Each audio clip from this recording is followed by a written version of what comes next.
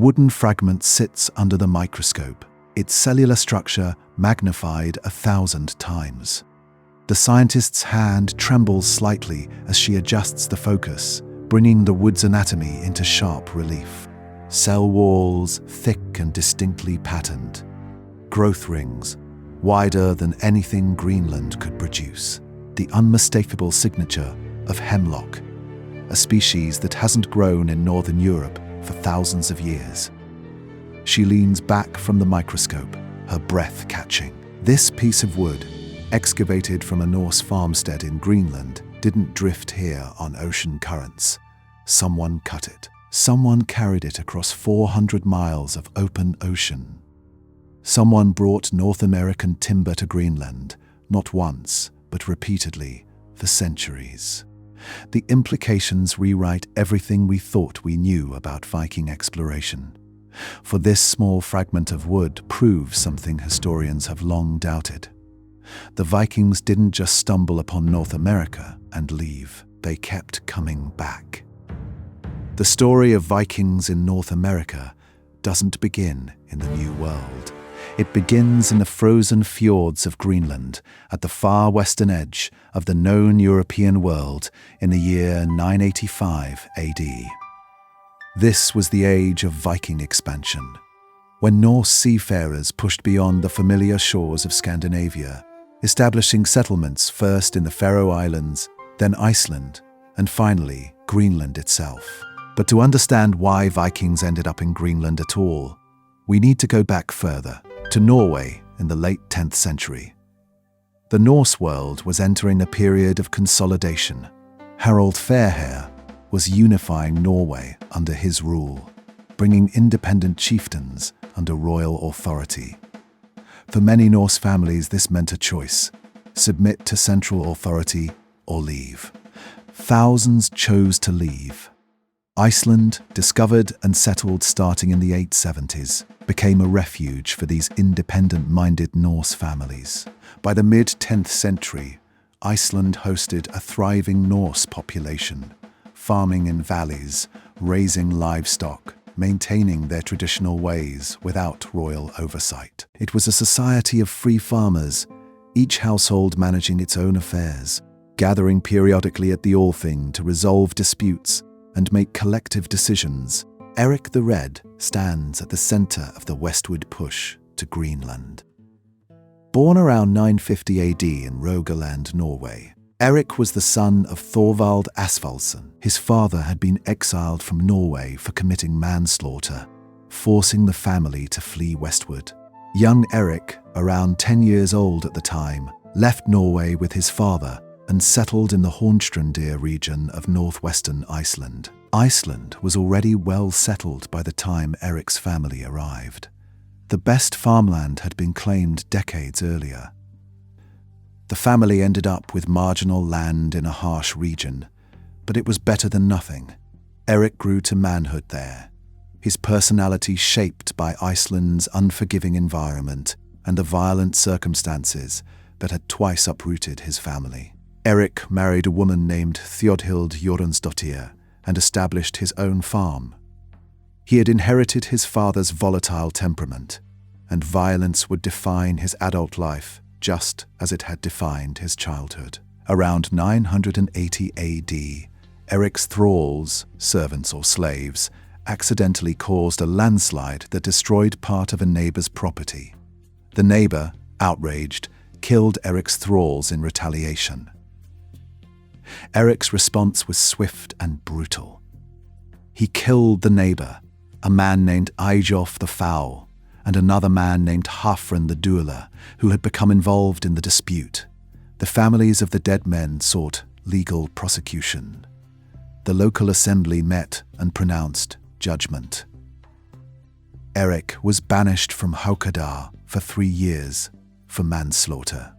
Erik moved to Breiðafjörður on Iceland's west coast to the islands of Oxney and Brokey.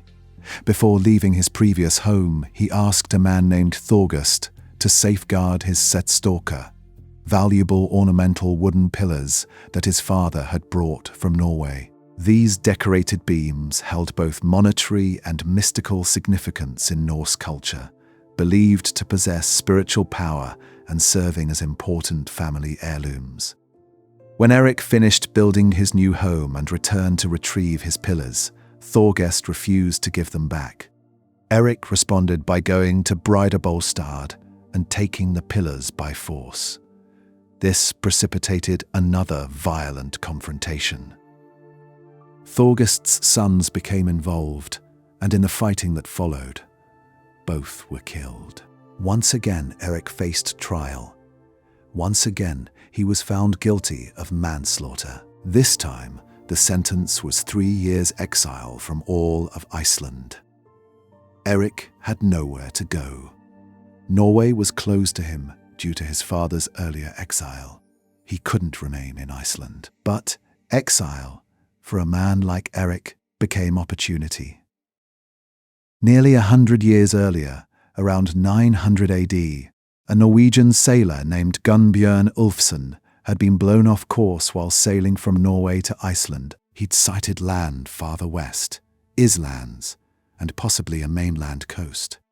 No one had explored further. This distant land was simply known as Gunnbjørn's Skerries, a vague reference to something that might exist beyond Iceland's western horizon. For Erik, facing 3 years with nowhere to go, this mysterious western land represented a chance to turn disaster into discovery. In 982 AD, he gathered a crew, provisioned his ship, and sailed west from the Snæfellsnes Peninsula in Iceland, heading into waters few Norse had dared explore.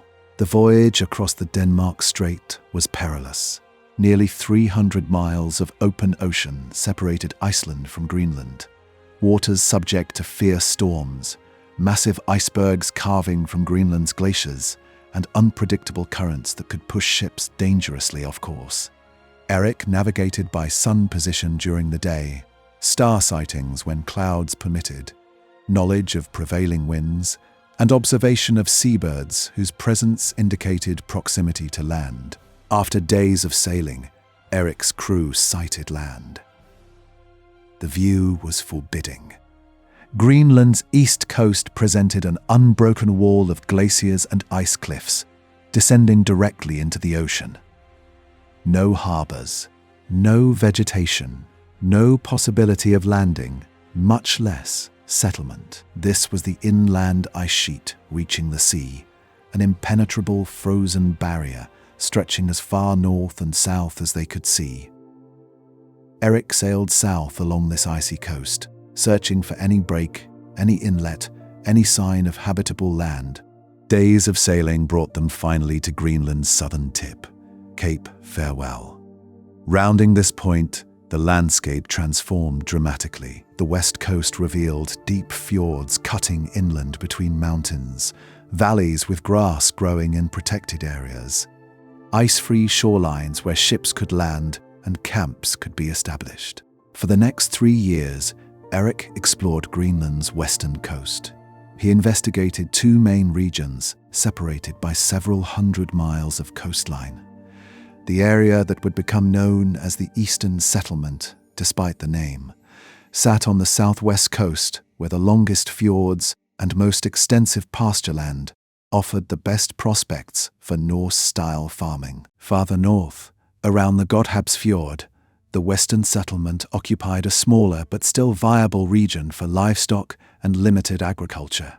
Erik named landmarks during his exploration, claiming valleys and islands for future colonization. He was surveying, assessing resources, identifying the most favorable locations for farms. He tested soil quality, evaluated access to the sea for fishing and sealing, investigated summer pastures, and noted locations with reliable freshwater sources. The land Erik explored wasn't uniformly green, despite the name he would later give it. Most of Greenland lay under permanent ice. The inland ice sheet covered more than 80% of the island's surface, a frozen desert incapable of supporting any life. But the coastal valleys and fjord systems did offer genuine green pastures during summer months. In protected valleys where soil depth allowed, Grass grew thick enough to support cattle, sheep, and goats through Greenland's brief growing season. During his exploration, Erik also found evidence of earlier human presence. The Dorset people, an earlier Arctic culture, had lived in Greenland before abandoning it roughly 200 years earlier. Erik found no contemporary inhabitants, though the Thule culture, ancestors of modern Inuit, would eventually expand into Greenland and encounter Norse settlers in later centuries. Erik spent his first winter on Eriksay, a small island near the southern tip of Greenland. His second winter he spent in Eiriksholmar. During summer months, he ranged north, exploring as far as Snæfell, investigating different fjord systems and mentally cataloguing the best locations for future settlement. In 985 AD, Erik's 3-year exile ended.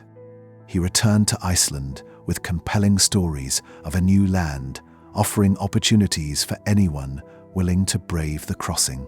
But Erik was also a shrewd salesman who understood that attracting colonists required more than honest description. Iceland's sagas are explicit about his marketing strategy. Erik named the land Greenland, specifically because, as he said, people would be much more tempted to go there if it had an attractive name. The name was an exaggeration, but not entirely false. The coastal valleys where grass grew did appear genuinely green during summer. Erik emphasized these positive aspects while downplaying the harsh realities: the brutal winters, the limited growing season, the isolation, the dependence on maritime trade for essential supplies. He pitched Greenland as a land of opportunity where good farmland remained available, unlike crowded Iceland where the best property had long been claimed. Erik's salesmanship proved remarkably effective. He spent the winter in Iceland, spreading word of Greenland's potential. He had recruited several hundred colonists willing to risk everything for new opportunities.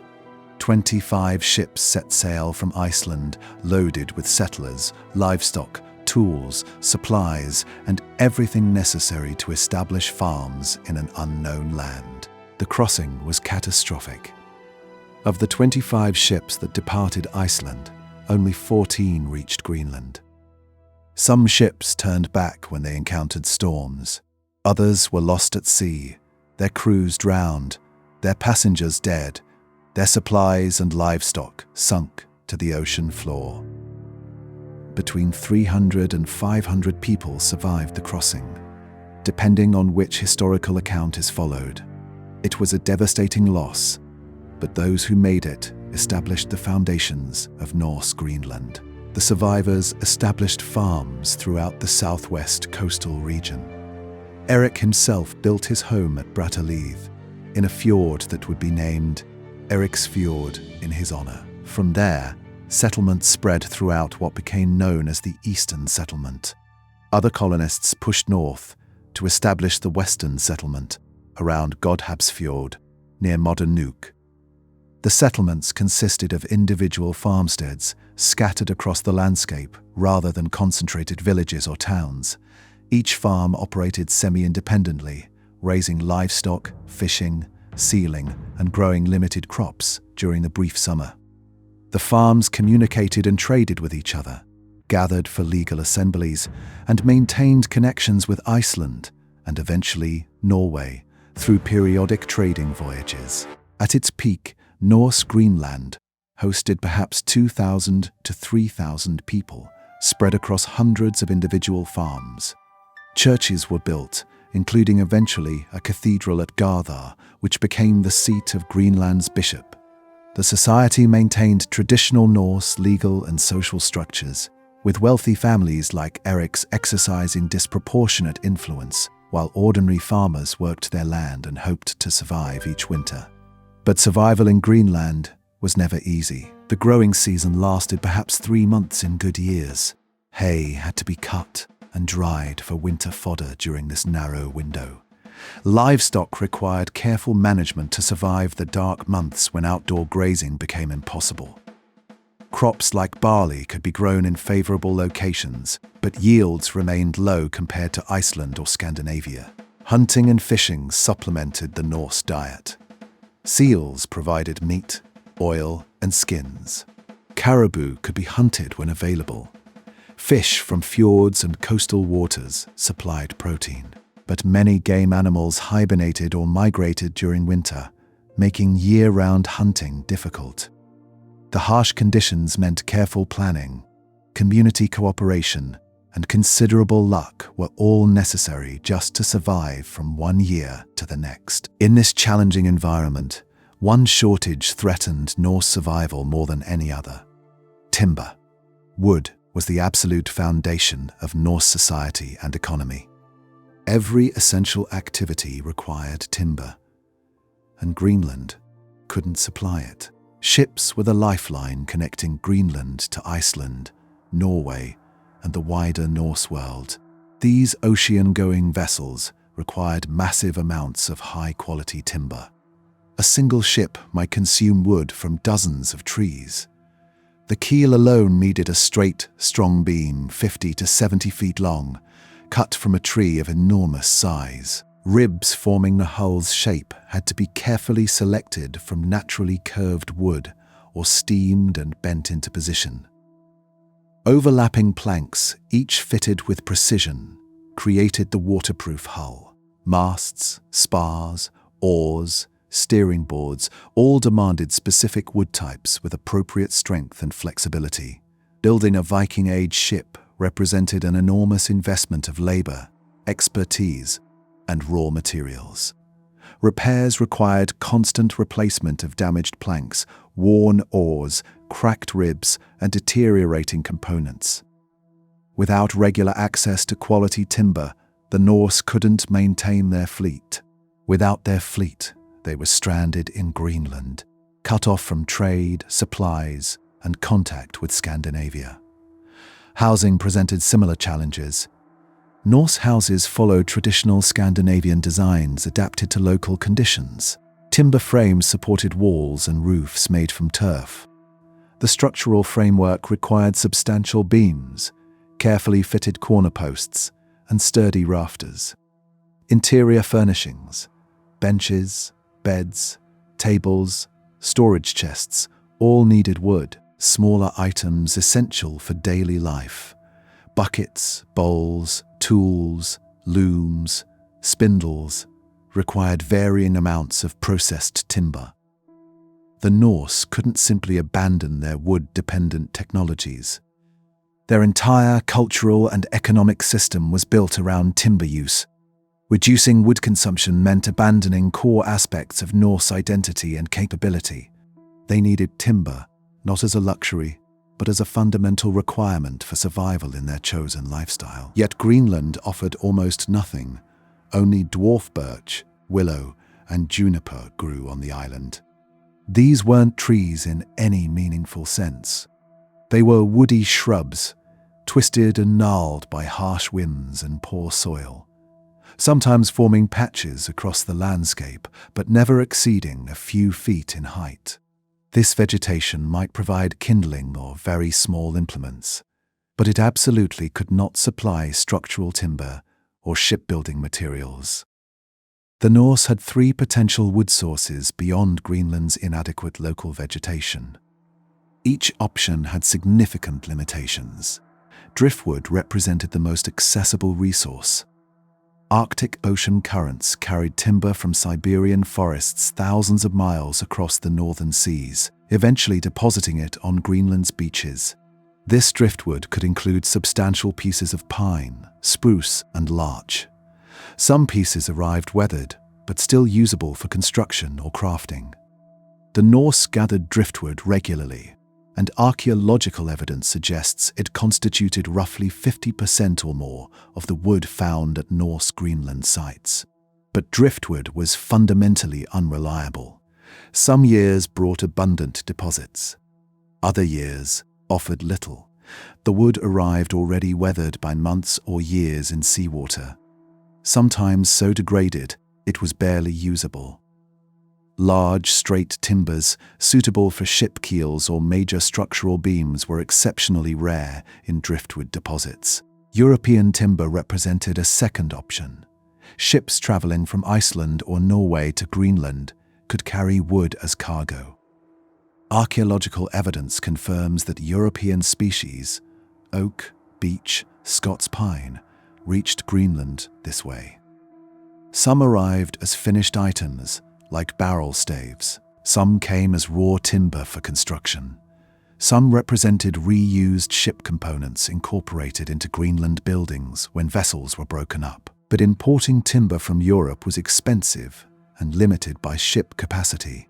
Each voyage carried passengers, livestock, trade goods, supplies, and only so much bulk cargo. Timber was heavy and consumed precious space. Ships couldn't dedicate their entire cargo capacity to wood without eliminating other essential imports. Moreover, the infrequent sailings between Europe and Greenland, perhaps a handful of ships per year at best, meant European timber remained scarce and available only to those who could afford it. The third option would transform our understanding of Viking exploration. North American forests lay just 400 miles across the Davis Strait from Greenland's western settlement. A capable crew could make the crossing in days with favorable winds. The forests there grew right to the coast, making timber easily accessible without long inland journeys. The wood quality was excellent. Hemlock, jack pine, oak, all species producing strong, straight timber, ideal for ship construction and building. And crucially, these were fresh-cut trees, not weathered driftwood, offering maximum strength and longevity. For this third option to work, the Norse needed to discover North America, establish contact, and develop systematic methods for extracting timber across dangerous ocean waters. The saga evidence long suggested they had done exactly this, but most scholars dismiss these accounts as legend. Now, a groundbreaking study from the University of Iceland proves the sagas were right. Archaeologist Elisabeth Gudmundsdóttir analyzed 8,552 wooden fragments recovered from 5 Norse farmsteads in Greenland, all occupied between 1000 and 1400 AD. 4 sites were medium-sized farms. The 5th was Garðr Cathedral, the high-status episcopal manor and seat of Greenland's bishop. Gudmundsdóttir's team used microscopic techniques to identify wood species through cellular structure analysis. This painstaking work required examining each fragment's microscopic anatomy, cell size and arrangement, wall thickness, ray patterns, and other anatomical features unique to particular tree families. It's botanical detective work at the cellular level, requiring years of training and extraordinary patience. Most fragments came from predictable sources. Driftwood from Siberian forests arrived via Arctic currents. Pine and spruce from Scandinavia appeared as trade goods and ship timbers. These matched expectations and confirmed patterns suggested by historical documents. But 26 fragments stood out dramatically. Oak, beech, hemlock, and jack pine. None of these species grew in Greenland. None grew in Iceland. None grew anywhere in Scandinavia or along Arctic current routes. Their origins pointed unmistakably to North America. Specifically, forests around the Gulf of St. Lawrence and Labrador coast, where these species grew in abundance and could be harvested from coastal stands. These weren't random driftwood. The fragments showed clear human modification. Cut marks from metal tools, worked surfaces indicating deliberate processing. The wood came from the bases of living trees, freshly felled timber chosen for quality, not weathered drift collected from beaches. Geography makes natural arrival impossible. While Siberian driftwood reaches Greenland via transpolar drift across the Arctic Ocean, no current could carry hemlock or jack pine from North America. These species grow along eastern North America, entirely outside Arctic current systems. For such wood to reach Greenland required human action. Cutting, loading onto ships, and transport across 400 miles of treacherous ocean. All 26 North American pieces came from Gartha Cathedral, indicating that only wealthy households could obtain this valuable material. North American timber was an elite luxury, accessible only to those with resources to finance transatlantic expeditions.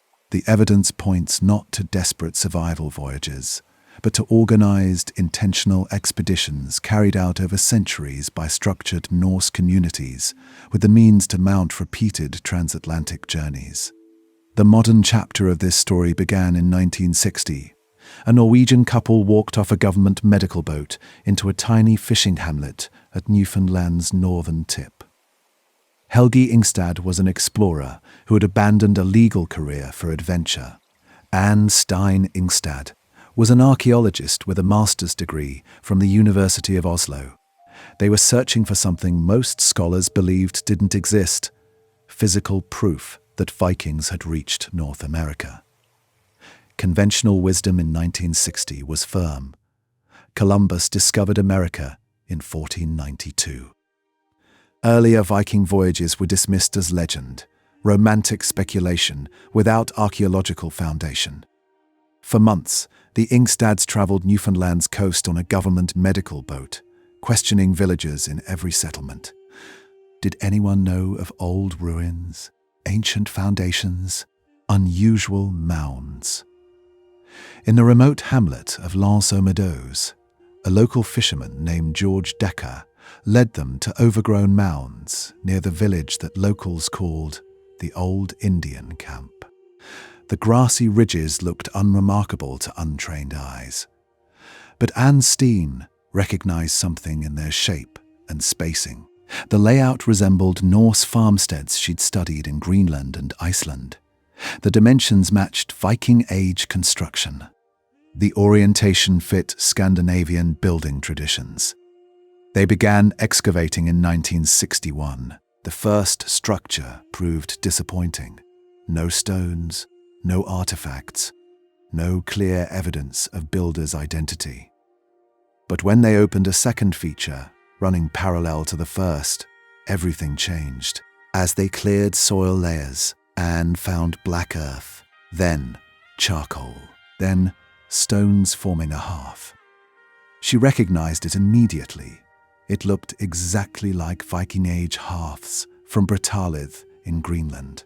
A cooking pit emerged nearby containing iron slag. Neither indigenous Americans nor native Alaskans worked iron. Anne's confidence surged.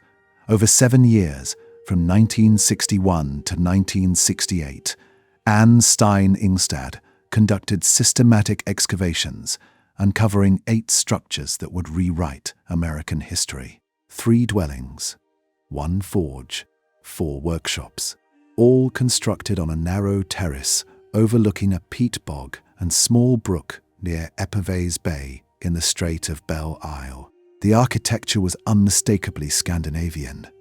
Timber-framed turf structures built exactly like those in Norse Greenland and Iceland from the same period. Longhouses with characteristic Norse layouts. Rooms arranged in distinctive Icelandic farmstead patterns. Fireplaces and doorways positioned as they would be in Greenland buildings. The artifacts confirmed it. Handmade iron nails proved these weren't indigenous structures. No native peoples in the region produced iron or metal fasteners. A soapstone spindle wall for textile production represented distinctly Norse technology. Small sewing scissors and a whetstone for sharpening needles, found in a lean-to shed, strongly suggested women had lived here.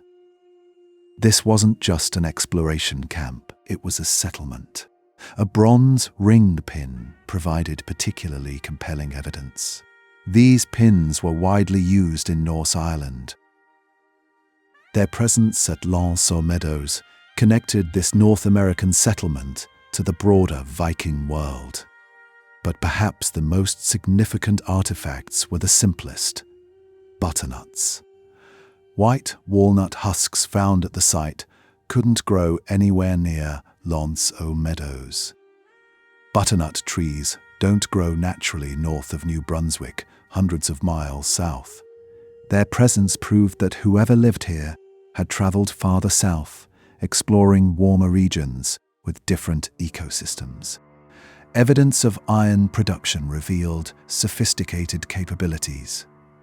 A smithy with bog iron slag demonstrated the Norse were producing iron tools and nails on site, likely for ship repair. This was a functioning workshop capable of supporting extended operations.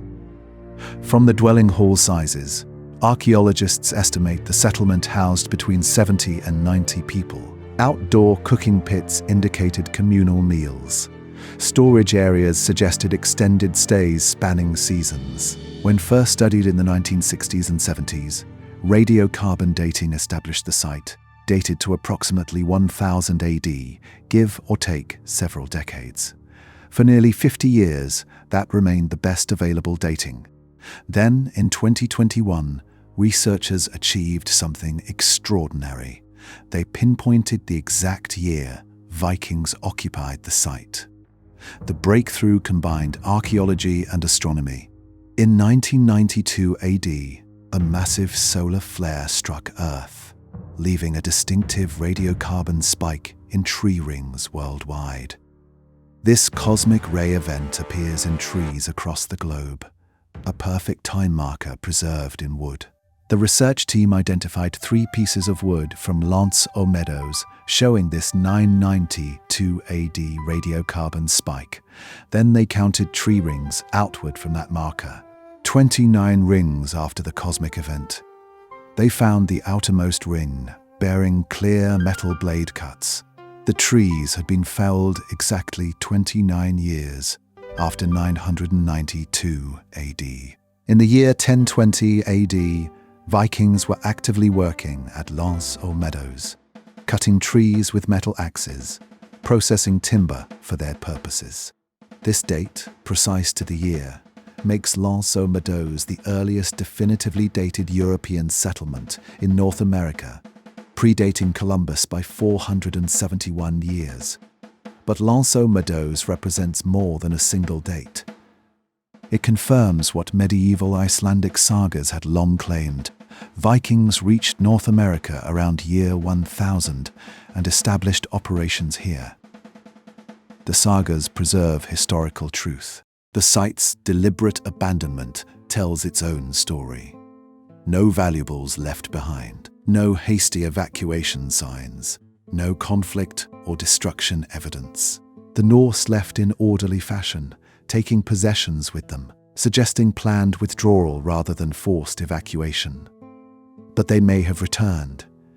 Evidence suggests use as late as 1145 AD, more than a century after founding. Lance o Meadows wasn't alone. The sagas mention multiple locations. Helluland, stone slab land, likely Baffin Island or northern Labrador. Markland, forest land, corresponding to Labrador's central forest belt. And Vinland, wine land, encompassing regions farther south where wild grapes grew. Archaeological surveys continue searching for additional Norse sites. Potential locations dot the Canadian Atlantic coast from Baffin Island to New Brunswick. So far, Lance o Meadows remains the only confirmed Norse settlement outside Greenland. But the search continues. The butternut husks prove Vikings explored south of Newfoundland, possibly to New Brunswick or beyond.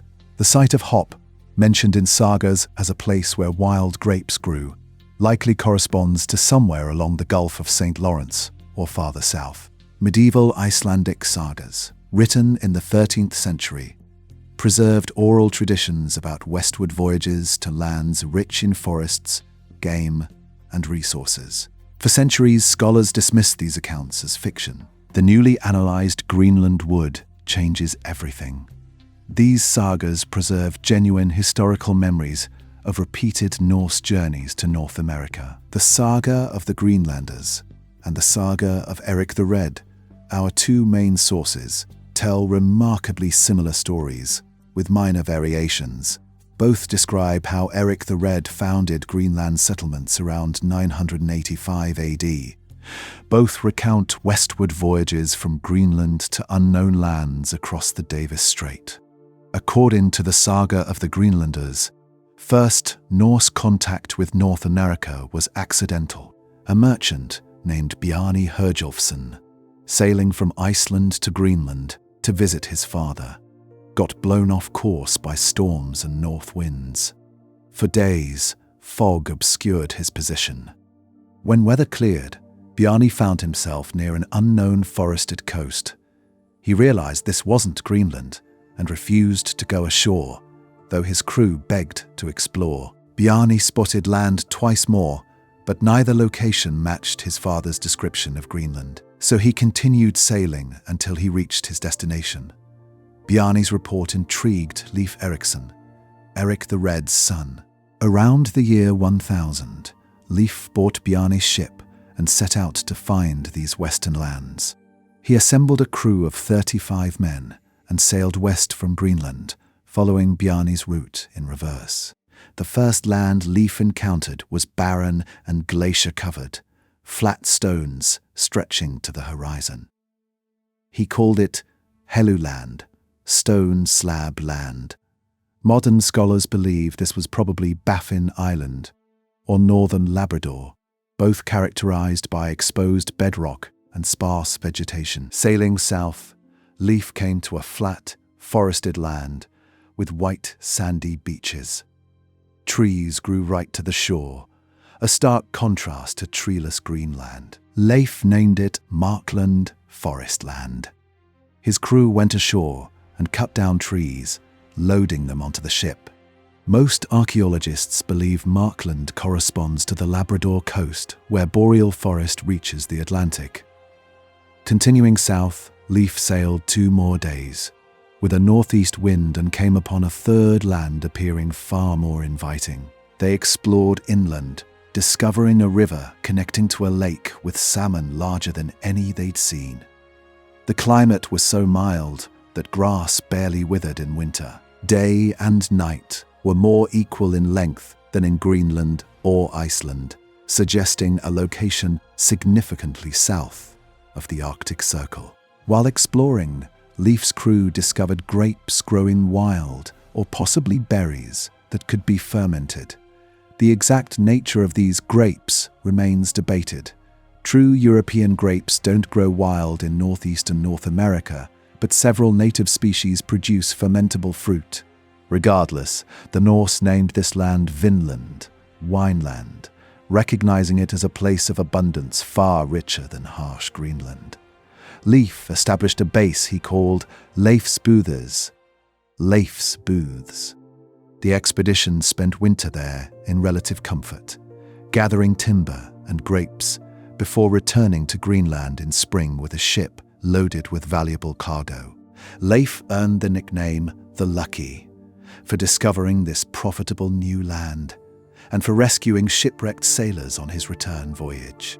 But Leif's expedition was just the beginning. The saga describes multiple subsequent voyages. Thorvald Eriksson, Leif's brother, led the second expedition with about 30 men. They used Leif's camp as their base, spending 2 winters exploring the region. While investigating the west coast, they discovered a beautiful forested headland. Thorvald declared he wanted to make his home there, but tragedy struck when the Norse encountered indigenous peoples. A skirmish erupted, and Thorvald was struck by an arrow. He died from wounds and was buried at the headland he'd admired, marked by crosses at his head and feet. Thorstein Eriksson, another brother, attempted to reach Vinland to recover Thorvald's body, but storms prevented his ship from ever reaching North America. Thorstein died in Greenland of illness. The most ambitious expedition was led by Thorfinn Karlsefni, an Icelandic trader who had married Gudrid, Thorstein's widow. Karlsefni assembled a large expedition, between 60 and 160 people, according to different saga versions, including women and livestock. This wasn't exploration. It was attempted permanent colonization. Karlsefni's group spent 3 years in Vinland. They traded with indigenous peoples, exchanging cloth and dairy products for furs. Gudrid gave birth to a son named Snorri, making him the first European child born in North America. The settlement seemed promising initially, with abundant resources and successful trade. But relations with the indigenous population deteriorated. A skirmish erupted when one of Karlsefni's men killed a Skralling who reached for Norse weapons. The indigenous peoples returned, with a larger force. The Norse, feeling outnumbered and vulnerable, eventually decided to abandon their settlement and return to Greenland. They'd discovered that abundant resources weren't enough if they couldn't maintain peaceful relations with people already living there. The saga also mentions Freydis Eriksdottir, Erik the Red's daughter, who led an expedition to Vinland. Her voyage ended in conflict and bloodshed among the Norse themselves, with Freydis reportedly committing murders that earned her infamy. These accounts, while containing legendary elements and moral lessons, preserve remarkably specific geographic details. The progression from Helluland to Markland to Vinland matches actual North American coast geography. Descriptions of environments and resources correspond to real locations. Sailing times and directions make sense for voyages from Greenland. Most importantly, the sagas specifically mention Greenlanders traveling to Markland for timber. This wasn't presented as extraordinary. It was described as expected activity, something people did when they needed wood. The casual mention suggests these timber expeditions were routine occurrences, so regular they barely warranted detailed description. A crucial piece of evidence appears in an Icelandic document from 1347. The annals report that a ship arrived in Iceland that year, blown off course returning from Markland to Greenland with a timber cargo. This entry, more than 300 years after Leif's initial voyage, proves Norse Greenlanders were still making trips to North America's forests in the mid-14th century. The ship had been gathering timber in Markland along the Labrador coast. Something went wrong during return voyage. Storms, technical problems, whatever the cause, they ended up in Iceland instead of Greenland. 17 exhausted survivors arrived on a ship without an anchor. But they had their timber cargo, proof of their purpose. This single document entry transforms our understanding. These weren't isolated expeditions happening once every few generations. Vikings were regularly crossing to North America for resources, particularly timber, throughout the Norse occupation of Greenland. The sagas mention other reasons for voyages beyond simple resource gathering. The land offered opportunities for prestige and wealth. Explorers returning with valuable cargoes gained status and influence. The mild climate promised better living than harsh Greenland. Abundant game and fish provided reliable food, but permanent settlement proved impossible. Distance from Greenland made sustained colonization difficult.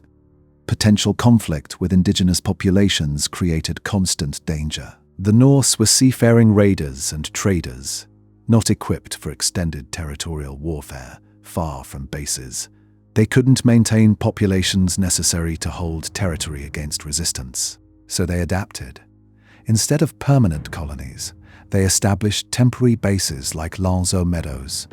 From these staging points, they launched seasonal expeditions to gather resources: timber from Markland's forests, grapes from Vinland's warmer coasts, furs from trade with indigenous peoples.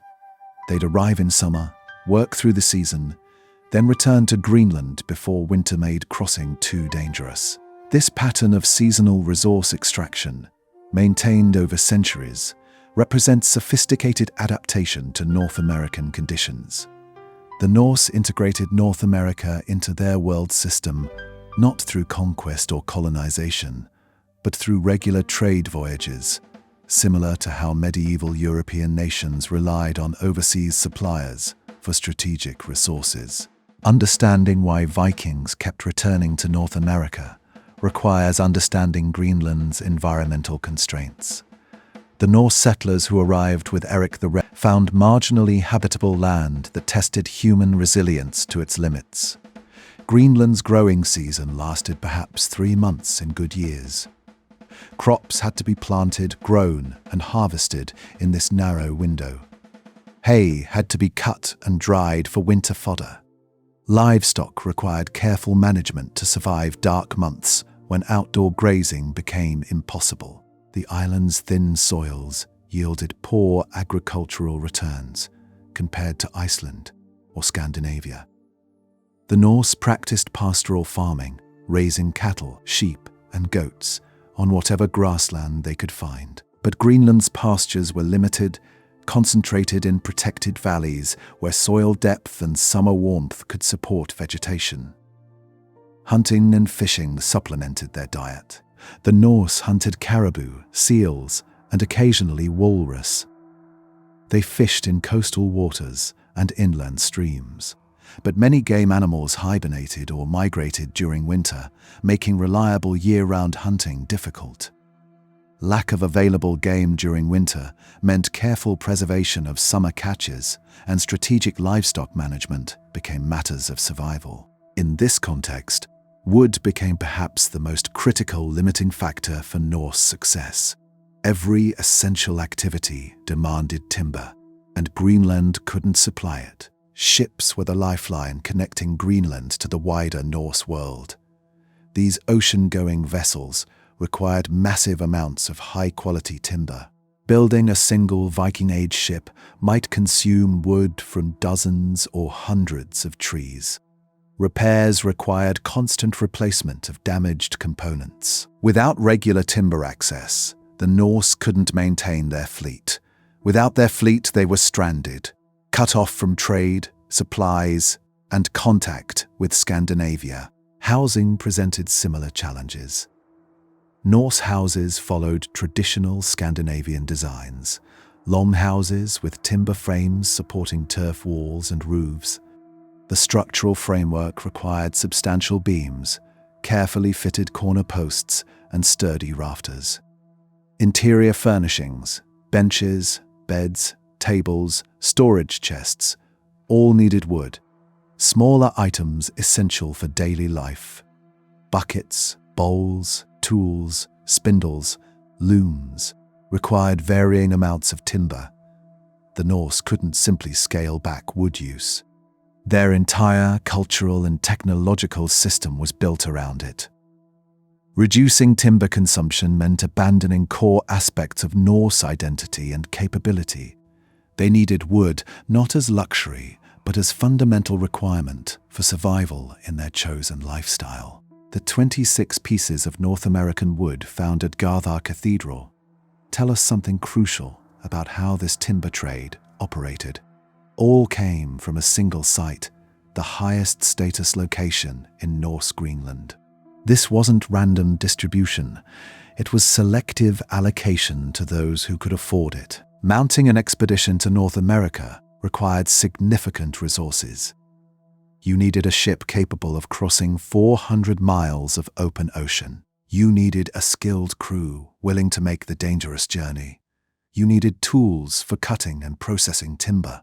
You needed time, the entire season to sail there, cut wood, load it, and return before winter storms made crossing impossible. Wealthy households like the Bishop's Manor at Garthar could finance such expeditions. They could spare the manpower. They could afford to outfit ships for resource-gathering voyages. For them, North American timber was a valuable luxury demonstrating status and connections. For common farmers, North American wood remained out of reach. They made do with driftwood, local shrubs, and whatever European timber they could acquire through trade. But the crucial point is that this timber trade existed at all and persisted for centuries. Evidence shows North American wood at Norse Greenland sites, occupied through the 14th century. That 1347 ship returning from Markland demonstrates continued voyages more than 300 years after Lanso Meadows was founded. This represents remarkable achievement. For roughly 400 years, from around the year 1000 to at least 1350, Norse Greenlanders maintained regular contact with North America, crossing dangerous waters to extract resources they couldn't obtain locally. They developed and preserved sailing knowledge necessary for these voyages across generations. They maintained ships capable of the journey. They organized expeditions year after year, century after century. The scale was probably limited, not massive timber fleets, making constant crossings. More likely, a few ships each year, or every few years, would make the journey to Markland, returning with valuable cargoes. But even this limited contact required sustained commitment, careful planning, and considerable courage. The sagas make clear that Vikings weren't alone when they arrived in North America. Indigenous peoples had inhabited these lands for thousands of years, with complex societies, established territories, and their own responses to foreign newcomers. The Norse called these people Skraelings, a term whose exact meaning remains debated, but probably carried derogatory connotations. The sagas describe several encounters, some peaceful, others violent, that reveal both Norse attitudes and practical challenges of operating in already inhabited territories. The first recorded encounter occurred during Thorvald Eriksson's expedition. While exploring the coast, Thorvald and his crew discovered 3 skin boats upturned on a beach. Under each boat, they found 3 sleeping men. The Norse attack was swift and brutal. They killed 8 of the 9 men. One escaped to raise alarm. This unprovoked violence set a tragic precedent. Shortly after, a large force of indigenous warriors arrived in skin boats, firing missiles at the Norse. During this counterattack, Thorvald was struck by an arrow under his arm. The wound proved fatal. The sagas don't explain why the Norse attacked sleeping men they'd never encountered. Perhaps they assumed these strangers posed threats. Perhaps Norse raiding culture encouraged preemptive violence. Perhaps they didn't consider these people fully human. Whatever the reason, violence established a pattern that would plague subsequent expeditions. Thorfinn Karlsefni's colonization attempt provides more detail. Initially, contact was peaceful. A group of Skrælings arrived at the Norse camp carrying pelts for trade. They wanted weapons in exchange, but Karlsefni forbade trading arms. Instead, they offered cloth and dairy products, milk, cheese, butter. The indigenous traders found these acceptable, and successful exchange took place. For a time, this arrangement worked. The sagas describe Skrælings as curious about Norse goods, particularly iron tools and woven cloth. The Norse were interested in furs and possibly other local products. Trade created mutual benefit, suggesting potential for long-term coexistence. But tensions simmered beneath the surface. The Norse maintained defensive postures, keeping weapons at hand. The Skrælings, while willing to trade, remained cautious. Cultural differences created misunderstandings. Neither group understood the other's language, intentions, or customs. The situation exploded when one of Karlsefni's men killed a Skraeling who had reached for Norse weapons. The sagas don't clarify whether this was theft, curiosity, or misunderstanding, but the killing ended peaceful relations. The Skrælings returned with a larger force, attacking the Norse settlement. The Norse felt outnumbered and vulnerable. They couldn't maintain their settlement facing organized indigenous resistance. After 3 years, Karlsefni's group abandoned Vinland and returned to Greenland. Archaeological evidence from Lanso Meadows supports this pattern. The site shows no signs of destruction or violent abandonment. The Norse left in orderly fashion, taking valuables with them. This suggests strategic withdrawal rather than forced evacuation. They'd assessed the situation recognized they couldn't sustain permanent settlement and made a rational decision to leave. But they didn't abandon North America entirely. They simply adjusted strategy. Instead of trying to hold territory against indigenous resistance, they shifted to seasonal resource extraction, quick raids to gather timber, trading expeditions to acquire furs, temporary camps established for specific purposes, then abandoned when work was done. This approach minimized conflict. A small, mobile group arriving for a few months posed less threat than permanent settlement claiming territory. Quick visits for resource gathering might be tolerated or overlooked where permanent occupation would provoke resistance. The indigenous peoples of northeastern North America in the 11th century belonged to various cultural groups. Along the Labrador coast and in Newfoundland, the Dorset people had been present for centuries. Farther south, ancestors of later Inuit and Native American groups inhabited the regions the Norse explored. These weren't primitive peoples. They had sophisticated hunting techniques, complex social structures, extensive trade networks among different groups, and territorial claims backed by force when necessary. They'd survived in harsh northern environments for millennia, developing technologies and knowledge systems perfectly adapted to local conditions. From their perspective, Norse arrival represented intrusion. Strange-looking foreigners in weird boats, speaking incomprehensible languages, claiming resources without permission, sometimes reacting with unprovoked violence. The indigenous response, initial curiosity, attempts at trade, eventual resistance when newcomers proved dangerous, was entirely rational. The power balance wasn't what it would become in later centuries. In 19 AD, the Norse didn't have gunpowder, steel armor, horses, or disease advantages that would devastate indigenous populations after Columbus. Vikings had iron weapons and ships, but indigenous peoples had numbers, local knowledge, established networks, and proven survival strategies. The Norse couldn't establish permanent settlements through conquest. They lacked population, supply lines, military advantage. They could raid, trade, and extract resources through quick expeditions, but couldn't hold territory against sustained resistance. This explains why Vinland never became a Norse colony like Iceland or Greenland.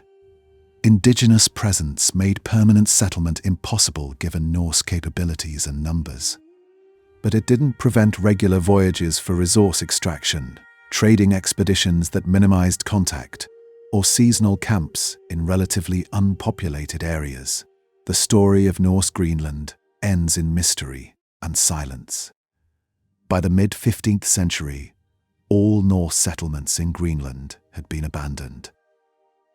The last written record of Norse Greenlanders dates to 1408, when a marriage was recorded at Garda Cathedral. After that, nothing. When Europeans returned to Greenland in the 16th century, they found only ruins and indigenous peoples, with no memory of the Norse who had lived there. Climate change played a crucial role. The medieval warm period, which had made Norse settlement possible, ended in the 13th and 14th centuries.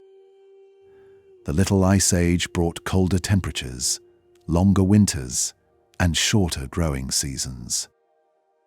Summer warmth that had allowed grass to grow and livestock to graze diminished.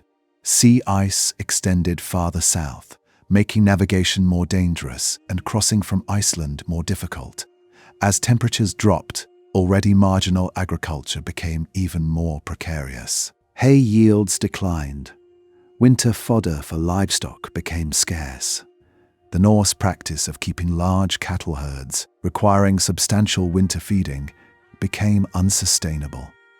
Some farms had to be abandoned when they could no longer produce enough food. Trade connections with Iceland and Norway deteriorated. The Greenland trade had never been highly profitable even in best times. As conditions worsened, fewer ships made the dangerous crossing, supplies of European goods dwindled. Iron, grain, timber, all became scarcer. The Norse in Greenland found themselves increasingly isolated. Disease may have contributed. The Black Death swept through Europe in the 14th century. While direct evidence is limited, its possible plague or other diseases reached Greenland, striking an already vulnerable population. Economic factors mattered. Walrus ivory from Greenland had been a valuable trade commodity, exported to Europe where it was prized for carvings and luxury items.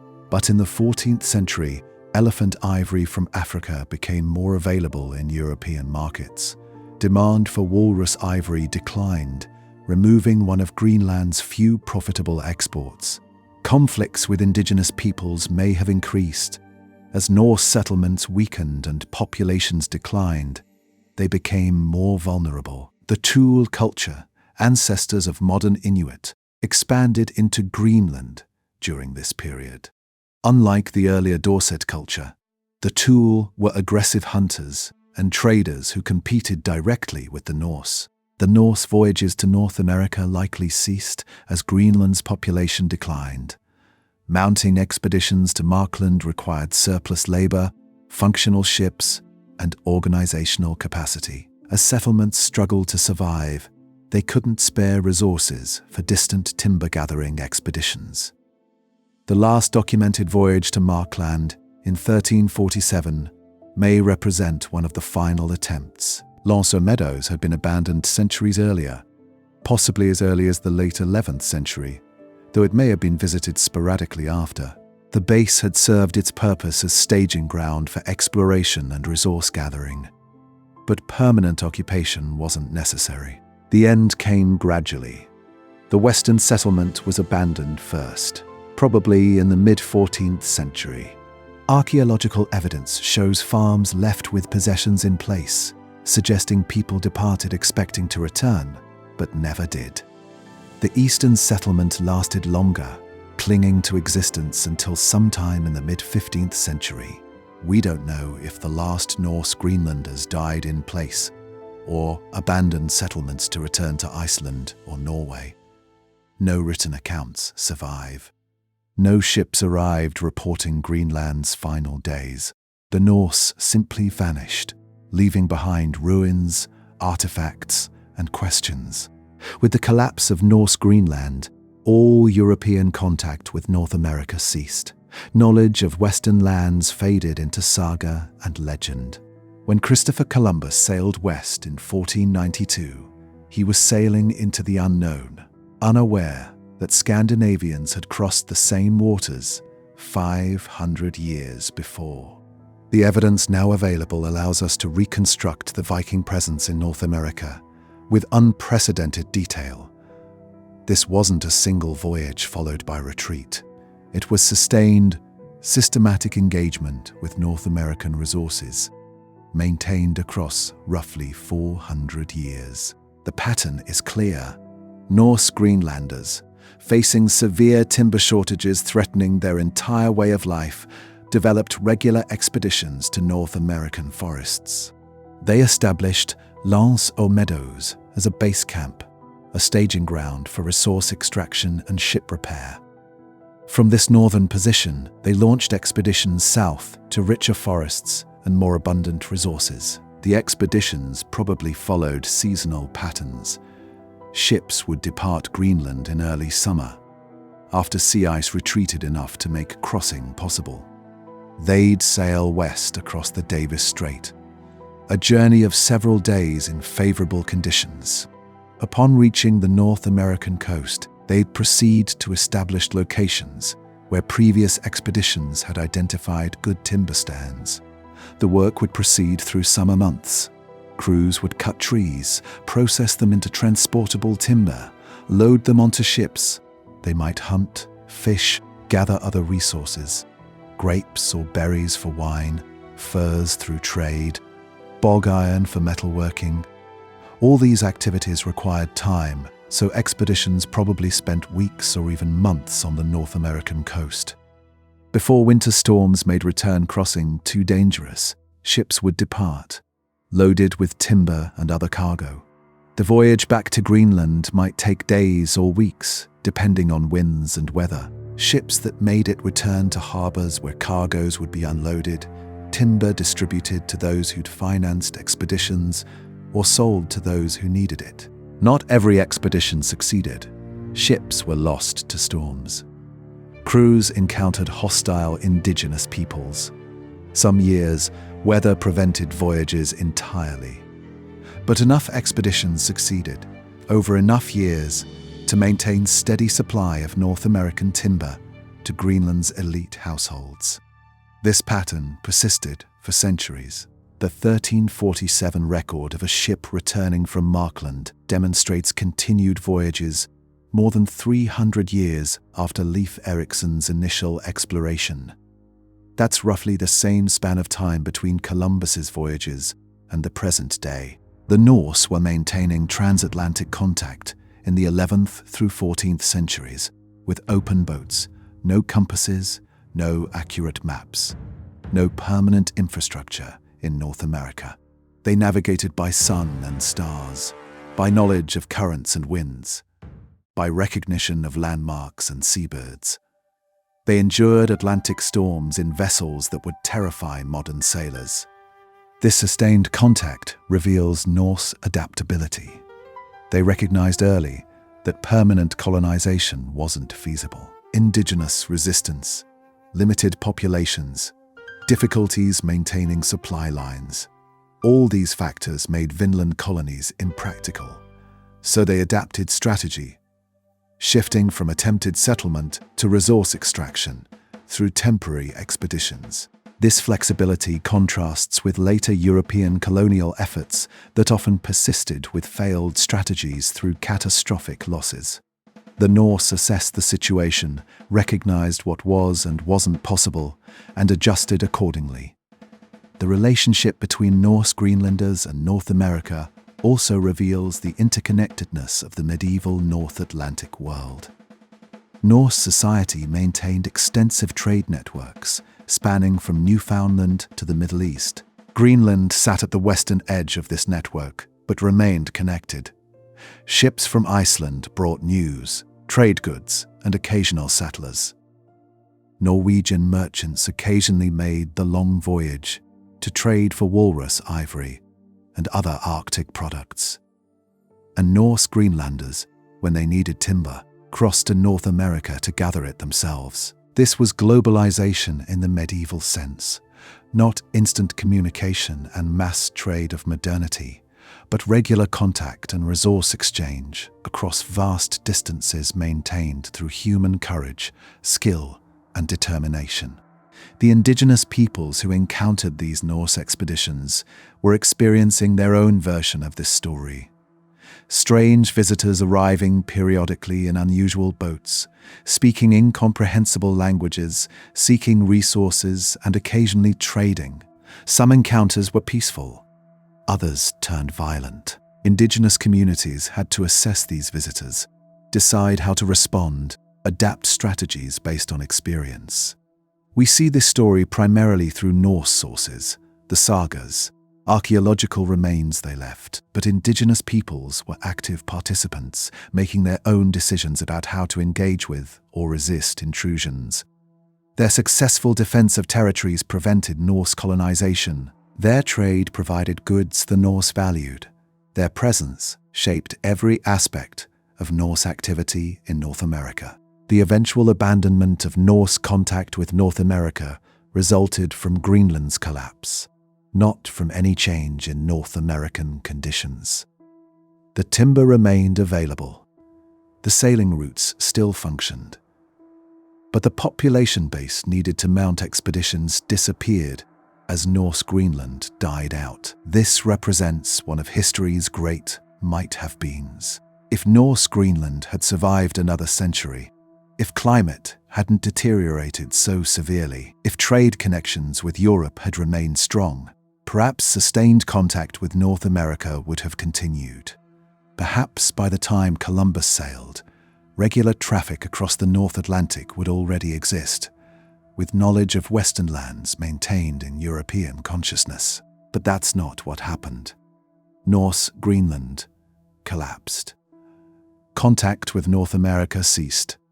Knowledge of Viking voyages survived only in Icelandic sagas, dismissed by most scholars as legend. When Europeans returned to North America in the 1490s, they were rediscovering lands their ancestors had known 500 years before. The modern rediscovery of Viking presence in North America reminds us how much history can be forgotten and rediscovered. Archaeological science, applied systematically to well-preserved remains, can resurrect entire chapters of human history that had vanished from memory. Today, we understand Vikings in America far better than anyone did even 20 years ago. The 2021 precise dating of L'Anse aux Meadows, the recent analysis of Greenland timber, the ongoing archaeological surveys, all contribute to an increasingly detailed picture of Norse activities in the New World. This story matters for several reasons. It demonstrates human maritime capabilities in the medieval period, showing what determined sailors could achieve with simple technology and extraordinary skill. It reveals the extent of Norse exploration and their pragmatic adaptation to different environments and situations. It documents early contact between European and indigenous American peoples, interactions that foreshadowed later colonization, but followed different patterns given Norse capabilities and numbers. Most importantly, it reminds us that exploration, contact, and cultural exchange have occurred throughout human history. The Vikings reaching America, establishing temporary bases, extracting resources, and maintaining contact for centuries represents remarkable achievement, a testament to human curiosity, courage, and adaptability. When archaeologists examine those 26 fragments of North American wood found in Greenland, they're holding physical proof of something extraordinary. Each piece represents a journey of 400 miles across dangerous waters. Each piece was cut from a tree growing in North American forests, carried by hand to a Norse ship, loaded with other timber, transported across the Davis Strait, unloaded in Greenland, and eventually incorporated into buildings or artifacts at the bishop's manor at Garda. The hemlock fragment sitting in that laboratory, its cellular structure, preserved for 1,000 years, connects us directly to Norse seafarers who crossed the Atlantic centuries before Columbus, who walked in North American forests, who cut down trees with iron axes, who built temporary camps on Newfoundland shores, who sailed home to Greenland with their precious cargo of timber. That small piece of wood proves beyond doubt that Vikings didn't just stumble upon North America and leave. They integrated it into their world, maintained contact for centuries, and only abandoned these voyages when their Greenland settlements collapsed and vanished. The story of Vikings in America is a story of human determination, maritime skill, cultural contact, and ultimately, the fragility of settlements in marginal environments. It reminds us that history is more complex, more interconnected, and more remarkable than we often imagine. And it all comes down to wood. 26 pieces of North American timber, carefully preserved in the cold, dry conditions of Greenland, waiting for modern science to reveal their secrets and rewrite what we thought we knew about the Viking presence in North America. The Vikings were here, not briefly, not by accident, but repeatedly, systematically, for centuries. They came for timber. They returned year after year. And in doing so, they connected two worlds across the North Atlantic, centuries before that connection became permanent.